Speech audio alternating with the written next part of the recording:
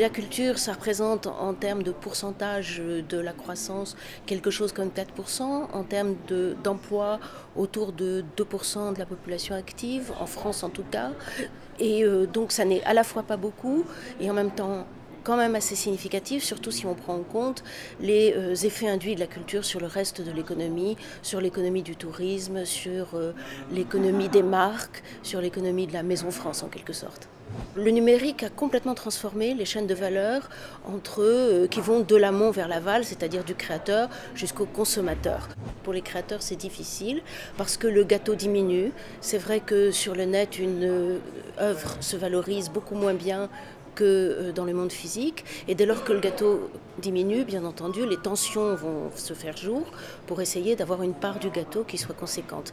Et c'est vrai que dans ce jeu-là, je dirais que les créateurs ou les auteurs ont du mal à faire entendre leur voix parce qu'ils sont relativement peut-être plus isolés que d'autres membres de la chaîne de valeur. Mais c'est vrai que d'une certaine manière, tout le monde y perd un peu dans le monde de la culture parce que d'autres acteurs sont arrivés qui viennent de dehors du monde de la culture. Ce sont les acteurs de l'e-commerce, à commencer par Amazon, mais pas seulement Amazon, ce qu'on appelle les over the top, Google, Facebook, etc. Bien sûr que la culture, c'est avant tout autre chose. Ça ne doit pas obéir aux règles du marché. Et c'est ce que je défends avec l'exception culturelle. C'est bien qu'on a besoin de mécanismes de régulation, d'accompagnement spécifiques pour les secteurs culturels.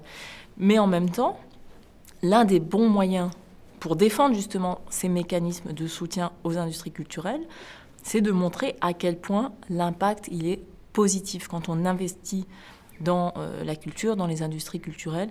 Bien, on a des retombées économiques, en termes d'emploi, en termes de lien social, en termes de lutte contre les incivilités, les violences, des retombées extrêmement positives pour l'ensemble de la société. La France a marqué des points en affirmant une position très forte sur le fait que la culture, ça doit faire partie des priorités de l'Union européenne, que l'exception culturelle, c'est un atout pour l'Europe, pour l'ensemble de l'Europe, pas seulement pour la France.